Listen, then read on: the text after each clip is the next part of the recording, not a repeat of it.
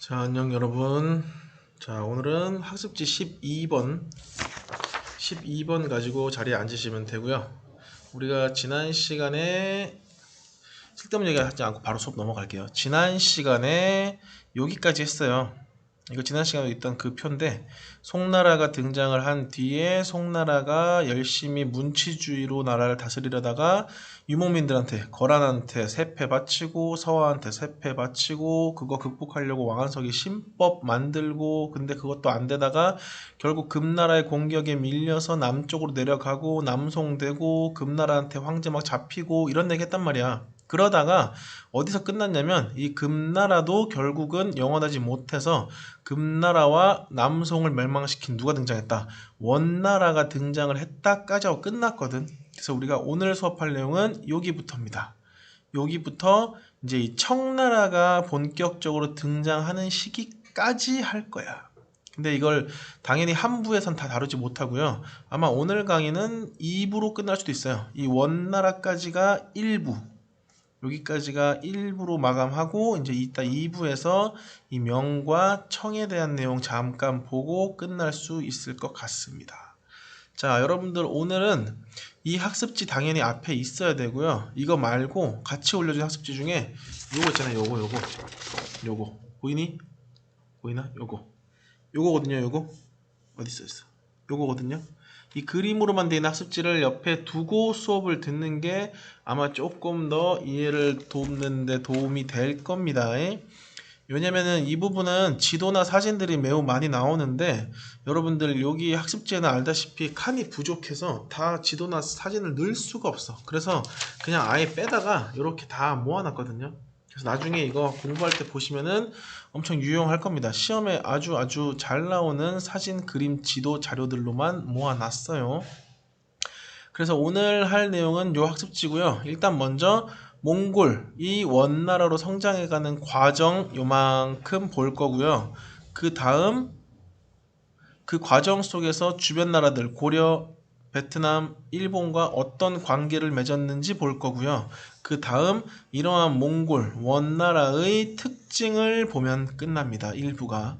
그 다음 원나라가 망하고 누가 등장해? 명나라가 등장한 다음에 명나라의 특징 첫 번째 보고요. 똑같은 순서로 명나라가 있을 때 주변에 있던 국가들, 조선, 이제 고려 끝났죠. 조선, 그리고 베트남, 여기 일본, 그리고 일본이 이 당시엔, 오늘날은 일본 맞는데 이 당시에는 아직 일본에 복속되지 않았던 류쿠라는 좀 특별한 지역이 어떻게 관계를 맺었는지 설명하면은 2부까지 끝납니다. 자, 그러면 오늘 본격적으로 1부를 봅시다.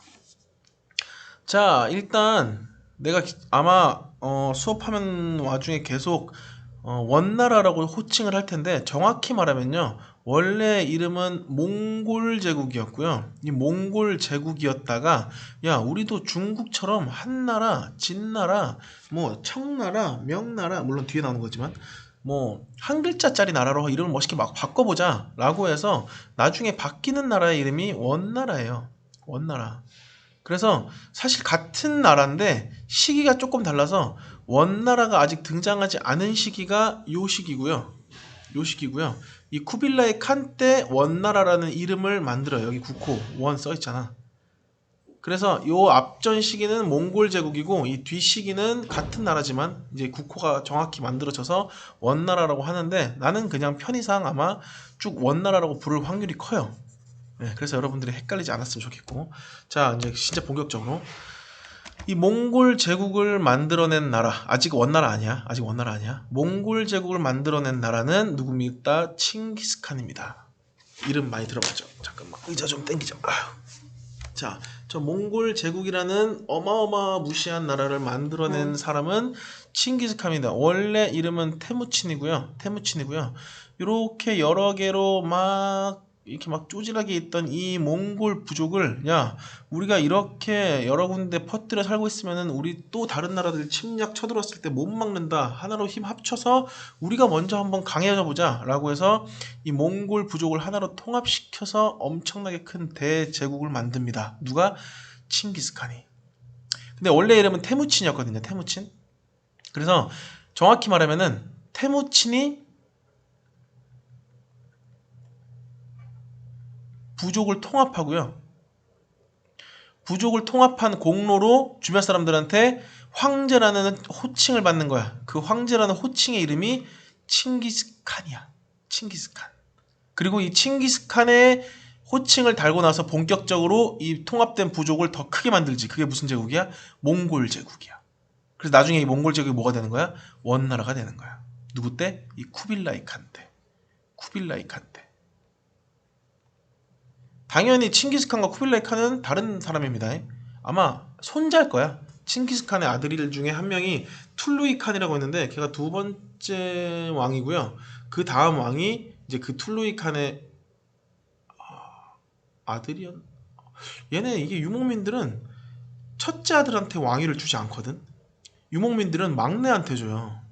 이게 유목민의 되게 특이한 특징 중에 하나인데, 그래서 이 왕위 계보도를 따지기가 조금 헷갈려. 항상 나도 헷갈려. 아마 쿠빌라이 칸이 넷째 아들인가 손자인가 할 건데 그거 이따 나중에 확인해 볼게요. 미안. 자, 시험에 나오진 않아요. 자, 그래서 이 칭기스칸이 부족을 통합하고 테무친이 부족을 통합하고 칭기스칸이라는 호칭으로 추대되었다. 연도는 1206년입니다. 아마 이 당시에 한반도는 고려시대 무신정권 아직 오기 전에 잠깐만 1100 무신정권 왔구나. 네, 무신정권기겠네.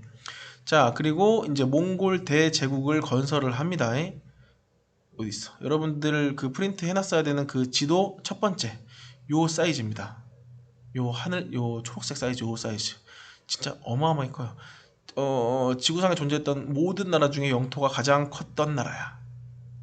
그래서 이 서양에서 동양이라는 존재를 완전히 완벽하게 인식하게 된 계기가 이 몽골 제국 때부터예요. 서양이 완전 몽골 제국 침입을 진짜 우후죽순으로 뭐라 그래? 진짜 추풍낙엽처럼 떨어져 밟히거든. 이 몽골 제국한테. 그래서 여러분들이 이 단어를 알지 모르겠는데 서양 사람들이 황인종을 부를 때 정식 호칭이요. 영어로 몽골로이드예요. 몽골로이드. 황인종을 부를 때. 얼마나 이 몽골의 침입이 서양 사람들이 동양을 접하는 대표성이 됐는지 증명하는 단어죠. 황인종이 영어로 옐로우맨 아니야. 몽골로이드입니다. 몽골로이드. 자, 그래서 이제 이 칭기스칸이라는 인물이 대몽골 제국을 만들었는데 이 대몽골 제국을 만들게 되었던 어떤 그 발판, 당연히 군사제도 필요하겠죠. 쓰세요. 이 몽골에서 만들었던 칭기스칸이 만들었던 아주 유명한 군사제도가 천호제입니다. 천호제. 이게 뭐냐면 요 표가 여러분들 시험에 잘 나오는데요. 칭기스칸이 만들었던 군사제도가 두 개가 있어. 만든 건 아니고 칭기스칸이 가지고 있던 군사제도가, 하나는 친위대라고 해서 그냥 오늘날로 치면은 청와대 경호실 같은 느낌이야. 가장 근거리에서 이 황제를 보필하는 군대예요. 그리고 이제 하나가 이 다른 나라를 쳐들어가고 막아내고 할 때 이 군사제도인데, 이게 뭐냐면 10호장이 10개 모여서 100호장이 되고요. 100호장이 10개 모여서 1000호장이 돼요. 이거 숫자야. 10, 100, 1000. 이게 뭐냐면 이 10호가 10가구를 말해요. 10집. 하나, 둘, 셋, 아홉, 열. 이게 10집이거든. 이 10집을 다스리는 장수를 10호장이라고 해요. 10호장.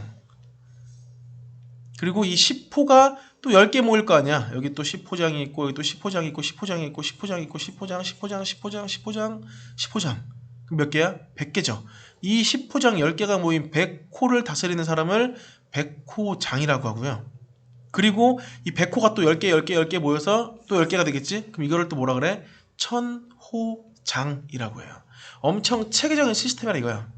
만약에 여기서 얘가 문제가 생긴다? 그럼 얘가 알아채겠죠. 그 전에 짝을 짜라치우겠지. 그리고 여기 또 뭐 병력이 부족해진다? 그럼 더 채워놓고. 그 10호장을 얘가 다스리다가 100호장이 다스리다가 이 100호장이 또 10개 모이면은 1000호장이 돼서 다스리고. 그러니까 이런 식으로 엄청 체계적인 군사 제도가 있었다는 것을 알아두시면 됩니다. 이런 체계적인 군사 제도가 없이 저만한 넓은 땅을 다스릴 리가 불가능했겠지. 그리고 또 하나 알아둬야 될 게, 이 칭기스칸의 군사제도 천호제를 사용할 때 말고, 천호제를 사용할 때는 물론이고 기본적으로 이 칭기스칸은 인재를 활용할 때 1번 신분을 중시한다, 2번 능력을 중시한다. 쓰세요. 능력을 중시합니다. 왜냐면 이거는 저 칭기스칸의 성장 배경이랑 관련이 있는데요. 시험에 나오진 않아요. 이 칭기스칸이 성장할 때 이 유목민들끼리 엄청난 갈등을 다 이겨내고 극복하고 성장을 해서 이 나라를 만든 거거든. 근데 그 과정 중에 배신을 엄청 많이 당해요. 배신을. 심지어 삼촌한테도 암살당할 뻔하고요. 자기 형한테도 암살당할 뻔해서 칭기스칸이 12살 때 자기 형을 죽여. 형이 나를 죽일 것 같아서. 그러니까 진짜 완전 약육강식의 세상에서 자란 거야.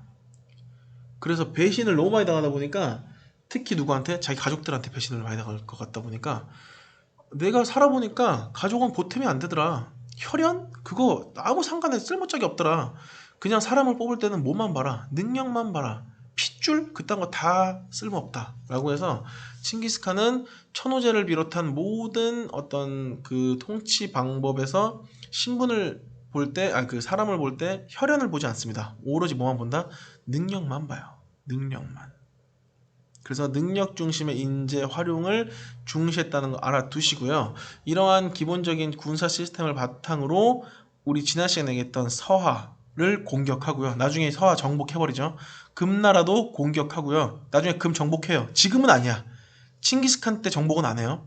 그리고 호라짐이라는 지역도 공격을 합니다. 그러면서 이 서하와 호라짐이 차지하고 있었던 비단길을 장악하지. 이거 뭘 위한 길이야? 저쪽 서역 지방과 이 동아시아 지방을 연결하는 무슨 무역? 중개 무역을 위한 발판이죠. 비단길을 장악하면서 중개 무역을 슬슬 장악하기 시작합니다. 그러고 나서 이 칭기스칸의 둘째 아들이 아마 툴루이칸인가? 라는 사람일 거고요. 그 툴루이칸 죽고 나서 이 우쿠데이칸이 넷째 아들이었거든. 이 넷째 아들한테 이제 또 황리가 물려 내려갑니다. 그래서 이 우쿠데이칸 때 드디어 첫 번째 시험에 나올 만한 그 업적이 한 개 등장을 합니다. 누굴 정복한다? 금나라 정복합니다. 금을 정복합니다. 이거 연도 기억하세요. 외우기 쉬워서 알려주는 거야. 1234년에 1, 2, 3, 4년이야. 1, 2, 3, 4. 금나라가 한때 막 우리 이자겸한테 막 사대 관계 하게 만들고 해서 그 고려랑 형제 관계 맺고 사대 관계 맺고 막 송나라 남쪽으로 밀어내고 막 거란 정복하고 엄청 셌잖아. 그 엄청 센 금나라를 누가 먹는다고? 이 몽골이 먹는다고. 언제? 우쿠데이 칸이라는 황제 때. 몇 년도? 1234년. 1, 2, 3, 4. 그러고 나서 금나라 정복했어. 이제 누구 남았어? 송나라도 먹어야지. 근데 아직 공격만 하고요. 정복은 못해요. 남송을 공격하고요. 정복 아니야. 정복 아니야. 이거 시험에 잘 나와요. 공격했냐 정복했냐로 구분해서 잘 나와요. 남송을 공격하고 또 어디도? 고려도 공격해요. 여러분들 그래서 고려사 배울 때 한국사 배울 때 고려가 그 원나라의 그 몽골의 침입을 막 막는 과정 나오거든요. 그때 막 그거 나올 거야. 막 살리타를 막 사살해서 막 그 충주성에서 김윤우가 막 맞서 싸우고 이 내용 나오잖아. 그게 얘 때야. 얘 때야. 요 때예요. 근데 우리 그때 막아냈잖아. 우리가 못 막아낸 거는 그 이후잖아.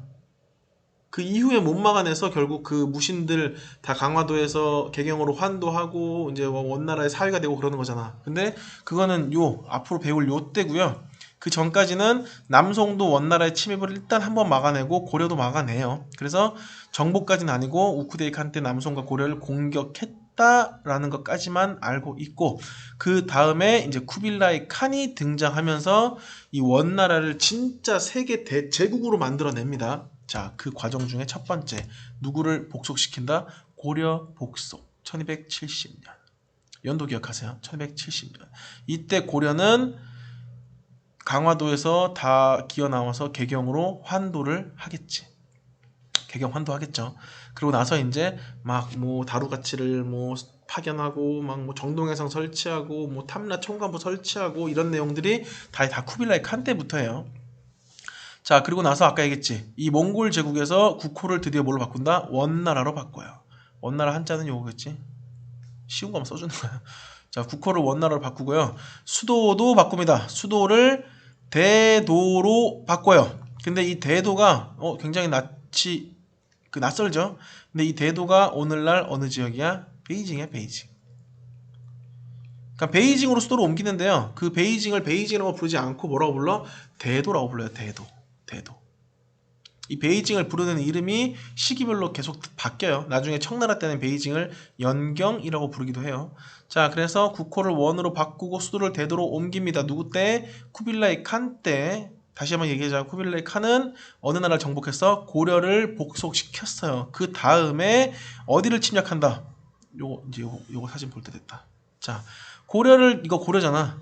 고려를 침략한 다음에 이 고려의 사람들을 가지고, 고려의 군인들을 가지고, 야, 바다 건너 어디까지 가보자, 일본까지 가보자 라고 해서 일본의 침략을 시도합니다. 근데 배웠지? 일본 침략을 위해 만들었던 기구가 뭐였어? 정동행성이었잖아. 정동행성이었는데 이 정동행성에서 배를 막 만들어서 일본으로 쳐들어갔는데 폭풍우 때문에 이 배가 다 침몰하고 박살나면서 실패한다고. 이게 1274년이야. 그러고 나서 7년 뒤에 다시 한번 2차 공격을 해요. 일본으로. 근데 이것도 성공한다, 실패한다? 실패한다고. 그래서 일본 공격은 끝나요. 자, 일본 침략 실패까지 반드시 알아두셔야 되고, 자, 그 다음 이제 여기 고려를 공격해서 복속했잖아. 이제 누구까지 복속시켜야 돼? 남송까지 공격해서 정복해야죠. 남송 정복. 남송을 정복하면서 완전히 지금 이 상태였단 말이야.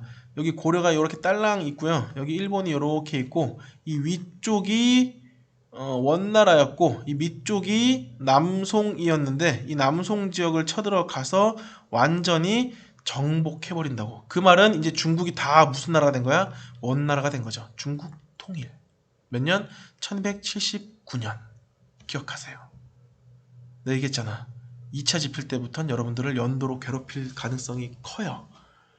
자, 이 지도가 중요하거든. 여기까지 하고 1부 끝낼게요. 여기 자, 봐봐. 1차 공격은 고려부터. 자, 다시 1차 공격은 고려. 여기 1차 공격 보여요? 빨강색? 1차 공격은 고려에서부터 시작되거든. 이게 1274년이야. 근데 실패했죠. 자, 1274 다음 1279 남송을 정복했단 말이야. 송나라를 정복을 했어. 이 지도가 지금 어느 상태냐면, 지도를 이걸 보면 보이려나? 나 그려줄게요.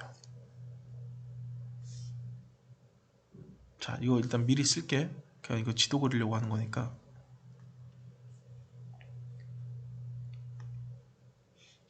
자, 여기 남송이고, 여기가 지금 원나라고, 여기가 고려잖아. 여기가 일본이거든. 1차 침입은 원나라가 고려를 복속시켰어. 이게 언제야? 1270년이야. 그래서 고려를 복속시킨 김에 그대로 바로 일본으로 가요. 이게 언제야? 1274년이야. 근데 성공한 실패? 실패하죠. 그 다음 원나라는 일본을 바로 치지 않습니다. 누구를 쳐? 남송을 칩니다. 그래서 남송을 정복을 합니다. 이게 1279년이야. 그 다음에 남송을 쳤으니까 이제 우리가 한번 치려다 실패했던 나라 어딜 다시 쳐야 돼?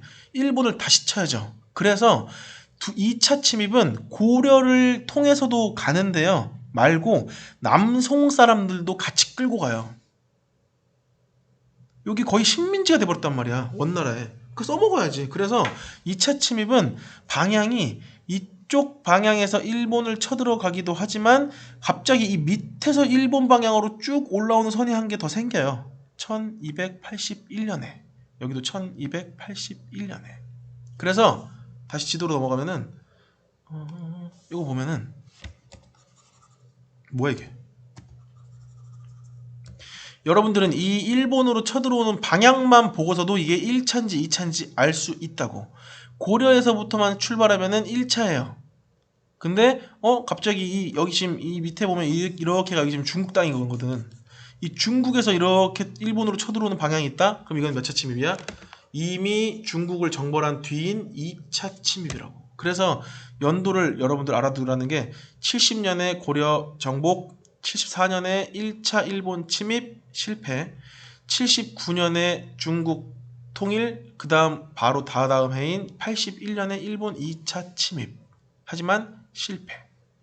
이게 첫 번째 순서, 두 번째 순서, 세 번째 순서, 네 번째 순서. 이거 알아두시면 돼요. 자, 넘어갑니다. 이렇게 열심히 주변을 침입하던 나라였던 원나라도 결국엔 멸망하겠죠. 근데 원나라 멸망했던 이유는 교과서에 정확하게 표현되어 있습니다. 첫 번째, 누가 사치, 왕실의 사치. 모든 나라 다 똑같아. 결국 이 왕실이 백성들을 돌보지 않고 지들끼리 고기 먹고 뭐 술 먹고 금 쌓고 비단 금은 모아놓고 사치 부리면 결국 나라 망해요. 자, 그리고 두 번째는 뭐냐면 이 나라에 돈이 없어지니까 세금을 뜯다 이게 도저히 안 뜯기니까 어떻게 한다? 화폐를 엄청나게 많이 찍어내요. 멍청한 일이지. 이거 물가 엄청나게 오를지도 모르고 화폐를 엄청나게 많이 찍어내거든. 이 당시에 화폐의 이름을 뭐라고 부른다? 교초라고 불러요. 이거 이따가 다시 한번 나올 거야. 그래서 화폐, 특히 어떤 거? 교초를 남발하기 시작하면서 결국 나라의 물가가 엄청나게 많이 올라요. 이걸로도 또 부족하니까 또 모두 걷겠어. 세금도 걷겠죠. 결국 농민들을 물론이고 이 몽골 유목민들에게 지배받던 한족들이 안 되겠다, 뒤집어 엎자 라고 해서 난을 일으킵니다. 그 난의 이름이 뭐야? 백년교도의 난이야. 백년교라는 이거 종교예요. 종교. 백년교를 믿는 사람들끼리 난을 일으킵니다. 이 난을 막아내지 못하고 이 몽골이 만든 원나라가 무너지게 됩니다. 그렇게 원나라가 끝나요. 자, 이 원나라가 여기까지는 해야겠. 원나라가 이렇게 끝나는데 이 원나라가 열심히 성장하고 발전해 갔을 그 시기에 주변국들, 아까 얘기했죠. 고려라는 어떤 관계를 맺었고 일본과는 어떤 관계였고 베트남과는 어떤 관계를 맺었는지는 이따가 2부에서 봅시다. 오늘 3부까지 하겠는데? 미안해.